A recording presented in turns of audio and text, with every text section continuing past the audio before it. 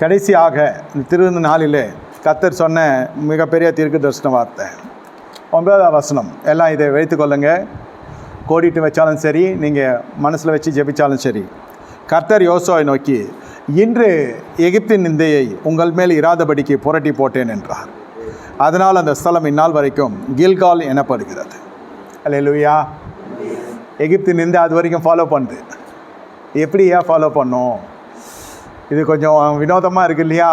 நம்ம எகிப்தை விட்டு வந்துட்டோம், வந்து 40 வருஷம் ஆயிடுச்சு. சோத்தை மாற்றிட்டாரு, எல்லாமே மாறிடுச்சு. அடி வாத அது இதுன்னு கொடுத்து பாம்பு, வீரியன் பாம்பு அது இதுன்னா வந்து தெளிஞ்சிடுச்சு சபை. நம்ம நினைக்கிறோம் இல்லையா, எகிப்து நிந்த உன்னை ஃபாலோ பண்ணி வருது. நம்ம அண்ணன் இருக்கான் இல்லையா, நம்ம முற்பிதாக்கள் கூட வந்தாங்க இல்லையா, அவங்க மாண்டு போக மட்டும் அதோட ஆவி நம்மளோட கிரியை செய்யுது. அவன் கொஞ்சத்தை திருந்த மாட்டான். வணங்கா கருத்துள்ள ஜனம், இருதய கடினம் கொண்டு ஜனம். அதெல்லாம் நீங்கள் ஒன்றும் பண்ண முடியாது. என்ன பண்ணுவேன்னு கேட்டான். புடக்கா பேசுவான், எல்லாம் லௌகீக விதத்தில் பேசுவாங்க, எதுவும் தெய்வீகமாக இருக்காது. சோறு போட்டோன்னா ஏன்னா சோறு போடுறேன்னுவான், பிரியாணி போட்டோன்னா பிரியாணியில் கறி இல்லைன்னுவான், கறியும் சேர்த்து பிரியாணி போட்டோன்னாக்கா அப்புறம் எலும்பாக இருந்துச்சுன்னுவான். அப்புறம் நான் என்ன பண்ணி ஆப்ரேஷன் பண்ணியா கோழியை போடுறது உனக்கு? என்ன மாதிரி பேசிட்டான். இதுக்கப்புறம் நாய் தின்னுமா வீட்டில் என்னுவான். பீஸ் இருக்குது, பீஸ் இல்லைன்னு நம்மளுக்கு பீஸ்லெஸ் ஆகிட்டு போயிடுவான், நம்மளை பீஸ் ஆகிட்டு போயிடுவான். இதெல்லாம் சேர்ந்தது தான் குடும்பம். ஆனால் அதே சமயத்தில் இதெல்லாம் காரணம் காமிச்சு கர்த்தரை சிலுவையில் அறிஞ்சிருவீங்களா? கர்த்தருக்காக நிற்பீங்களா? யோசித்து பாருங்கள். கர்த்தர் உங்களிடத்தில் இருக்கிறார். எகிப்து நின்று உன்னை ஃபாலோ பண்ணி கொண்டு வருது, உங்களை தொடர்ந்து வருகிறது. எப்படி ஐயா? மன்னா சாப்பிட்டாச்சு இல்லை, நம்ம அண்ணன் கூட இருக்கான், நம்ம முற்பிதாக்கள் கூட இருக்கிறாங்க. இந்த பாரம்பரியம் தொடருது. சும்மாவே இருக்க மாட்டாங்க, ஏதாவது ஒன்று பண்ணினே இருப்பாங்க.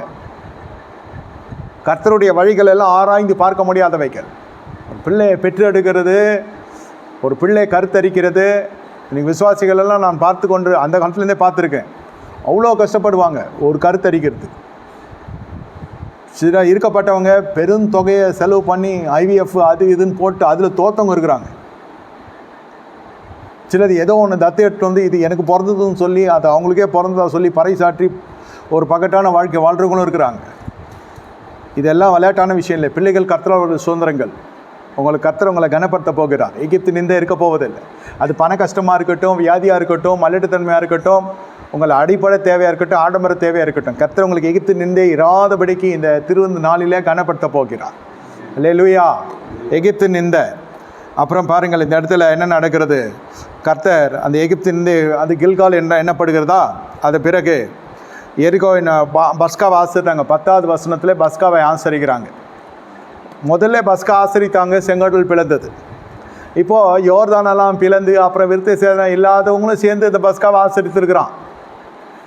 அதனால தான் கொஞ்சம் பேர் தீட்டு பாட்டுற அளவுக்கு நடந்துக்கொண்டு உள்ளே போய் நீங்கள் பார்த்தீங்கன்னா அதுதான் உண்மை. ஏன் வணங்கா கருத்தொழில் ஜனங்க செங்கடல் கடந்தும் ஞானசானம் எடுத்தும் திருந்தலை, மகிமையான தரிசனத்தை கண்டும் திருந்தலை, மண்ணா சாப்பிட்டும் திருந்தலை. ஏன்? விருத்த சேதனம் இல்லாதவனும் கூட நடுவில் பஸ்கா ஆசரிக்கிறான். நல்லா புரிந்து கொள்ளுங்க. இப்போ விருத்த சேதனம் பண்ணி ஆர்டர் ஆஃப் சர்வீஸ் கரெக்டாக ஞானஸ்தானம் எடுத்து அபிஷேகம் பண்ணப்பட்டு திருவிருந்து எடுத்து சபையில் அங்கத்தினராகி அவங்க கர்த்தரோடு ஜீவிக்கிறாங்க, பயணப்படுறாங்க, ஜெபத்துக்கு வந்துட்டு போல. இந்த இடத்துல பார்த்தீங்கன்னாக்கா இவங்களுக்கு எரிகோவின் பஸ்காவை ஆசரித்தாங்க. பஸ்காவை ஆசரித்தார்கள். என்ன? அதன் பிறகு பஸ்காவை மறுநாளாகிய அன்றைய தினம் அந்த தேசத்தின் தானியத்திலாகிய புளிப்பில்லாத அப்பங்களையும் சுட்ட கதிர்களையும் புசித்தாங்க. ஃபர்ஸ்ட் டைம் ஆண்டவர் சொன்னார் என் இடத்துல, இதுவரை ருசித்திராத நன்மையை சபைக்கு தரப்போகிறேன். இதுவரை கண்டிராத ஒரு நன்மையை நீங்கள் ருசிக்க போகிறீங்க. ஊடகத்தில் கேட்கிற ஜனங்களும் சரி, நேரே பயணப்பட்டு வந்திருக்கிற ஜனங்களும் சரி, யூடியூப் நேயர்களுக்கும் சரி, நீ இதுவரைக்கும் ருசித்திராத நன்மை நீ ருசிக்க போகிறாய் என்று கர்த்தர் சொல்லுகிறார். அதோடு அவ்வளோதான். மறுநாள் என்ன நடக்குது பாருங்க.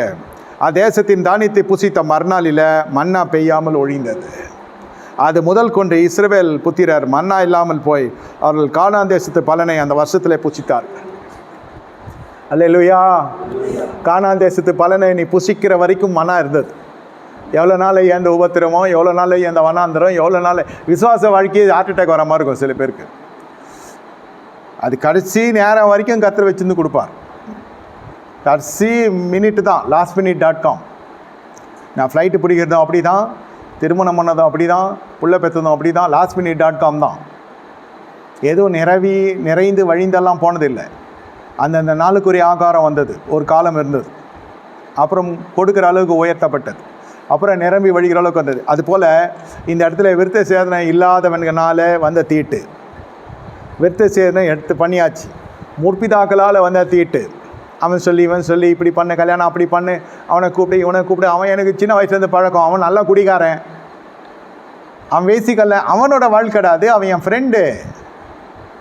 இதிலெல்லாம் போராடி வரதுக்குள்ளே அந்த கல்யாணமே ஒன்று பொண்ணு கோச்சின்னு போய்டும், இல்லை பொண்ணு வீட்டில் கொடுக்க மாட்டாங்க. இதெல்லாம் லூஸ் குடும்பமாக இருக்குதுன்னுமா. இல்லைன்னா சந்தேகப்பட்டுருவான். மொத்தமே எத்தனை பேர் மாப்பிள்ளைக்கு பின்னாடி எத்தனை பேர் என்ன கேட்டாங்க, மாப்பிள்ளைக்கு பின்னாடி எத்தனை பேர் இருப்பீங்க? எனக்கு என்ன சொல்கிறதுனே தெரில. நம்ம ஆட்களை நம்பி சொல்ல முடியுமா? நான் பாடுற பாட்டுக்கு எல்லாம் செய்தி முடிச்சு ஜபத்துக்கு தான் வரும். நல்லா பாடுறோன்னா இருந்தாலும் ஆராதனைக்கு வருங்க. எல்லாம் ஜபம் முடிச்சோன்னு ஜனம் இருக்குமே தவிர ஜபத்துக்கு ஜனம் இருக்காது. நம்ம பேட்டர்ன் அந்த காலத்தில் சொல்கிறேன்.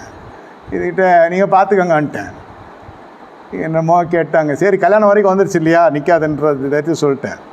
அதுக்கப்புறம் ஏசிய சபையில் கல்யாணம் நடக்குது, தலைமை சபையில் முன்னாடி போய் உட்கார வச்சுட்டாங்க, பின்னாடி தெரியாது இல்லையா. சரி கட்சி வரைக்கும் என் டவுட்டு தான் நம்மளுக்கு கல்யாணம் நடக்குமான்னு.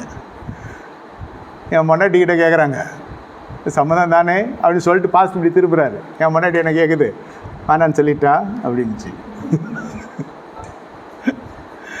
இன்னும் கூட மறக்க முடியாது. என்னடா இது சுத்தமாக அவுட்டு போகுது. நம்ம ஜனங்கள்லாம் வந்திருக்காங்க, திரும்பி பாருங்கள் பாஸ் பிரதர் அப்படின்னாங்க. திரும்பி பார்த்தா 1000 பேர் இருக்கிறாங்க மாப்பிள்ளை வீட்டு பின்னாடி. அல்லே லூயா, எல்லாம் நம்ம மூஞ்சிங்க தான், தெரியும் இல்லையா அங்கே எப்படி இருப்பாங்கன்னு, நம்மளும் தெரியும் இல்லையா. அல்லே லூயா. திரும்பி பார்த்தோன்னு ஒரு மாப்பிள்ளையோட கோலமே அப்போ தான் இறங்குச்சு என் மேலே. ஆஹா, என் அக்கா வந்திருக்கா, என் தங்கச்சி வந்திருக்கா, என் அண்ணன் எதுவும் ஒரிஜினல் இல்லை, பக்கத்தில் என் வயசு வந்து எதுவும் ஒரிஜினல் இல்லை. தினத்தினி பார்த்தா 1000 ஜனங்கள் இருக்கிறாங்க, உள்ளான அன்போடு வந்திருக்கிறாங்க.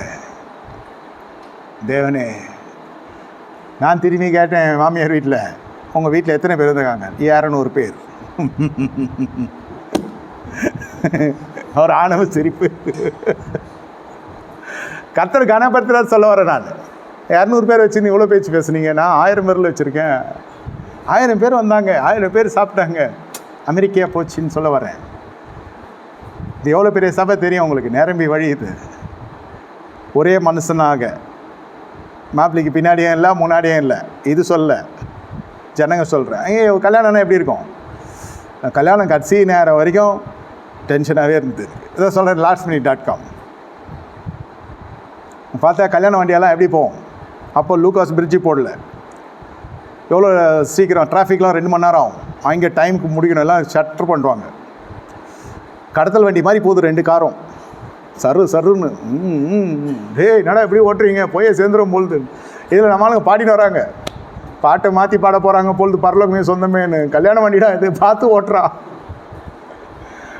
எப்படியோ போய் சேர்ந்துட்டான். இதில் 2 பேருக்கு ரேஸான். அப்புறம் தான் சொல்கிறான், அவன் முன்னாடி போகிறான். டே போய் சொல்லிட்ட, பொண்ணு வண்டிடா அது இடிச்சிட போகிற. எப்படியெல்லாம் பண்ணி எப்படியோ போய் கல்யாணம் ஆகி சொல்கிறேன்.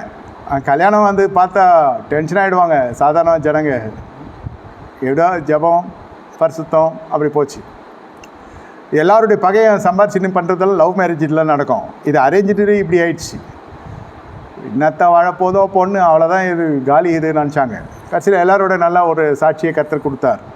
ஏன்னு சொல்கிறேன்னா, உங்களை எகிர்த்துட்டு வர நிந்தை வராதபடி கர்த்தர் என்று நிறுத்தப் போகிறார்.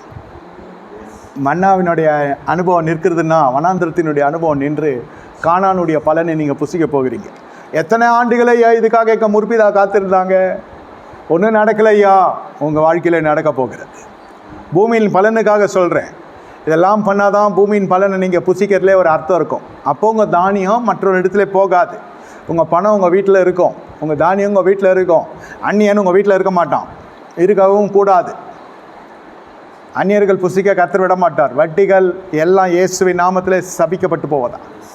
இந்த ஜூன் மாதத்தில் திருப்புமுனை மீது திருப்புமுனை, பல கால கடன்கள் கர்த்தர் ஒரு முற்றுப்புள்ளி வைக்கப் போகிறார். எகிப்தின் புற தொடர்ந்து வந்த நிந்தை நிற்கப்பட போகிறது. இனி வாடகை பிரச்சனைக, குடும்ப அலச்சடி படுகிறது, அடுத்து எங்கே காலி பண்ணி கொண்டு போவேன், இந்த பிரச்சனைகள்லாம் கர்த்தர் நிறுத்தி போட போகிறார். எகிப்து நிந்தை இருக்காது, எகிப்து நிந்தை இருக்காது. எழுதி வைத்துக்கொள்ளுங்க, கர்த்தருடைய வார்த்தை போய் சொல்லாது. இவங்க எப்போ அந்த கதிர்களை புசிக்க ஆரம்பித்தாங்களோ மன்னா நின்று போயிட்டு, தண்டனை இல்லை, அவ்வளோதான்.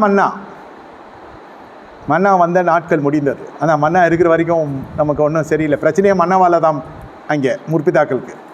ஆனால் இளைய சமுதாயம் அப்படி இல்லை. முற்பிதாக்கள் வருத்த சாதனம் பண்ணாங்களா என்னான்னு கூட தெரியாது, பண்ணியிருப்பாங்கன்னு நம்ம விசுவாசிக்கிறோம். எகிப்தில் போய் 430 வருஷங்கள் அடிமையாக இருக்கிறப்ப அவங்களுக்கு என்ன தெரியும்? ஆனால் ஜெபம் பண்ணாங்க, எகோ தேவனை நோக்கி, இல்லைன்னு சொல்லலை. வித்த சேதம் பண்ணுற அளவுக்கு இவன் உருவானான்னு தெரில. பார்வோன்னு வீட்டுக்கு ஒரு பார்வோன்னு இருக்குது, ஆராதனைக்கு போவாதன்றது, இந்த அபிஷேகத்துக்கு கூட்டத்துக்கு போவாதன்றது, பேரை சொல்லலாம், இவருடைய கூட்டத்துக்கு போவாதன்றது நிறைய பேர் இருக்கான். வீட்டுக்கு ஒரு பார்வோன்னு இருக்க தான் செய்கிறான். அதெல்லாம் மேற்கொண்டு வரதான் விசுவாசி, சும்மா விசுவாசியாக இருக்க முடியாது. என்னை கேட்டுக்கொண்டிருக்க தேவனுடைய சனமே, இந்த நாளில் கர்த்தர் உங்களுக்கு எகிப்திலிருந்து புறப்பட்டு வருகிற நிந்தையை இல்லாதபடிக்கு கர்த்தர் பண்ண போகிறான். உங்களுக்கு மன்னா நின்று போகிறது என்றால் பயப்படாதீங்க. தேசத்தின் பலனை எதற்காக கர்த்தருனை அழைத்தாரோ அந்த பகுதியில் கர்த்தர் நடத்த போகிறார். இவர்களை அழைத்து வந்தது எதற்கு? கானானை சுதந்திரிப்பதற்கு. கானானுடைய பலனை சுசிக்க ஆரம்பித்தாங்க, அந்த வருஷத்திலே புசித்தாங்க. எப்படியோ பூமியின் பலனை சொல்லி முடிக்க கர்த்தர் கிருபை செஞ்சார். ஆனால் இந்த திருமணம் போல காரியத்தில் போய் மாட்டிக்காதீங்க. ஆமாம், பெரிய பெரிய ஆட்களோட திருமணம்லாம் அலைகழிக்கப்பட்டது. என்னுடைய ஆரம்பகால ஊழியத்தில் பெரிய பதவி, பெரிய ஆஸ்தி, பெரிய சம்பத்துக்களுடையவர்கள். நான் பயந்தேன், எல்லாருடைய திருமணம் இப்படியெல்லாம் இருக்கு. ஆனால் திருமணம் ஆனால் குழந்தை இருக்காது, மலட்டி தன்மை இருக்கும். இல்லை அவங்க குடும்பம் சிதைந்து ஒரு மாதிரி சின்னப்படமாகிடும். ஆண்டவரே நமக்கு அவ்வளோ நாலேஜும் இல்லை, எப்படி தான் இந்த திருமணம்னு பார்த்தா அதுதான். இதெல்லாம் கர்த்தர் நம்மளை இப்படி நடத்தினார். கர்த்தர் சொல்கிறபடியே போகிறபடினால அவரே காத்துக்கொள்கிறார். முன்னாடி போகிறதும் அவர், பின்னாடி போகிறதும் அவர், நடத்துகிறது தேவன். அவரே சார்ந்துருங்க. ஆபத்து காலத்தில் யார் வந்தா? சொந்தம் வந்துச்சா? பந்தம் வந்துச்சா? யார் வந்தா? உங்களுக்காக கர்த்தர் இறங்கினார். உங்களுக்காக எழுப்பப்பட்ட தலைமைத்துவம் இருந்தது. தேவன் இருந்தால், தேவனால் எழுப்பப்பட்ட ஒரு ஆசாரியன், ஒரு மேய்ப்பன், ஒரு தீர்க்கதரிசி, ஒரு அபிஷேகம் பண்ணப்பட்ட சனாதிபதி, பரிசுத்த ஆவியானவர் இருந்தார். உங்கள் பாடுகளிலே நடத்தினார், ஆறுதலை கர்த்தர் கொடுத்தார், நடத்தினார். கடினமான பாதையா முடியல, நடத்தினார், கிருபை பாராட்டினார். உபவாசித்தோம், கிருபை கொடுத்தார், உபவாசித்தோம், கிருபை கொடுத்தார். சாட்சியா நின்றோம், கிருபை கொடுத்தார். தேவநாமத்தை மகிமைப்படுத்த கிருபை கொடுத்தார். கிருபையின் மீது கிருபையில் வந்து இப்போ வைபவன் வரப்போ வர போகிறவன்லாம் வந்து மாசுபடுத்தினா கர்த்தர் சும்மா விடுவாரா? அது தைரியமாக இப்படி பிரசங்கிக்கிறதுக்கு தைரியம் வேணும், ஒரு அபிஷேகம் வேணும். எங்களை கூப்பிடுவானான்னு சொன்னீங்களா? பாஸ்டர் சாயங்காலம் ஃபோன் வந்ததுனால நான் பேச தைரியமாக இருக்கேன். நீங்கள் அந்த பட்டியலில் போகிறீங்க, சுத்திகரிக்கிற பட்டியலில் வந்தால் தானாக வர போகிறீங்க. சுத்திகரிப்பு இல்லாத ஜனங்களெல்லாம் வைபவத்துக்கு கூப்பிட மாட்டேன்னு இன்றைக்கி ஒரு பொருத்தனை பண்ணிக்கங்க. என் பிள்ளையோ என் பொண்ணோடைய கல்யாணமோ இந்த ஆஃபீஸ் ஃப்ரெண்டு, டியூஃபீஸ் ஃப்ரெண்டெல்லாம் வேணாம், குடிகாரனா வேணாம், கூத்திக்கல்லனா வேணாம், வேசிக்கல்லனா வேணாம். இப்படிலாம் பார்த்தா 10 பேர் தான் இருப்பான்.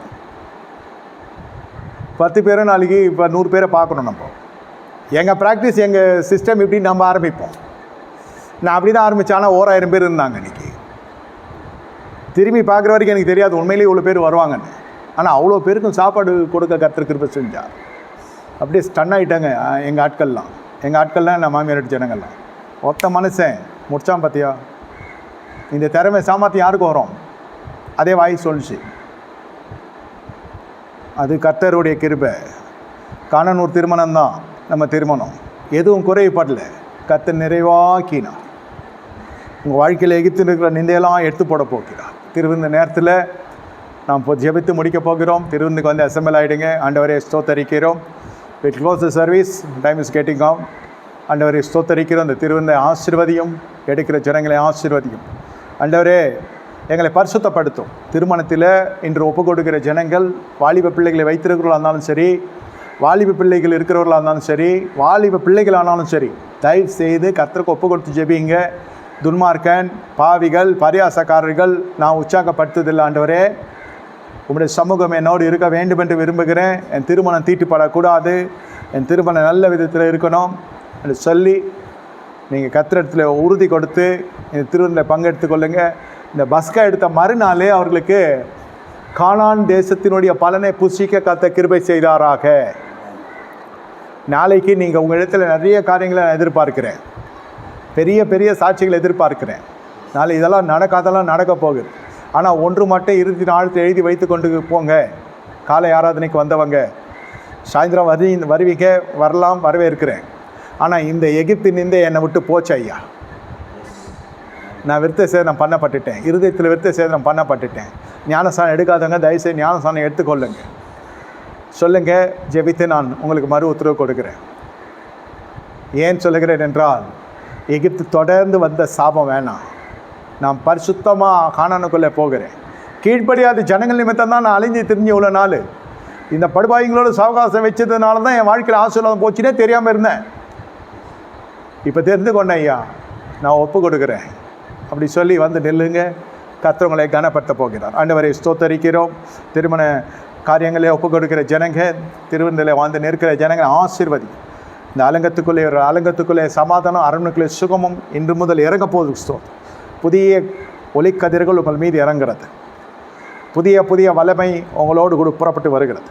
இன்று முதல் கையின் பிரயாசம் ஆசீர்வதிக்கப்படுகிறதும், உங்கள் வாழ்க்கையில் இருக்கிற கரைகளெல்லாம் அழிக்கப்படுகிறதும், குற்றம் சாட்டப்படாதவர்களாக நீங்கள் காணப்பட போகிறீர்கள். கர்த்தாவே இறங்கும். மருவத்து தந்தமைக்கு ஸ்தோத்திரம். வானமுக்கு சிங்காசனம், பூமி நமக்கு பாதபடி ஆசீர்வாத மழை பொழிவதாகும். இந்த மாதத்தில் விசேஷ ஆசீர்வாதம் இறங்கட்டும், அற்புதங்கள் நடைபெறட்டும். இயேசுவின் நாமத்தில் பிதாவே, ஆமென். என் ஆத்துமாவே கர்த்தரை ஸ்தோத்திரி, மலைப்பஸ் நாமத்தை ஸ்தோத்திரி. என் ஆத்துமாவே கர்த்தரை ஸ்தோத்திரி, கர்த்தரை செய் சகல உபகாரம் வருவார். ஆமென். கர்த்தராகிய இயேசு கிறிஸ்துவின் கிருபையும் பிதாவாகி தேவனுடைய அன்பும் பரிசுத்த ஞானி ஐக்கியப்படும் மனைவரோடு கூட சதாக்காலம் சொல்ல பரிசுத்தவான் கூட இருப்பதாக. ஆமென். ஆமென். நன்றி, வணக்கம். Please come for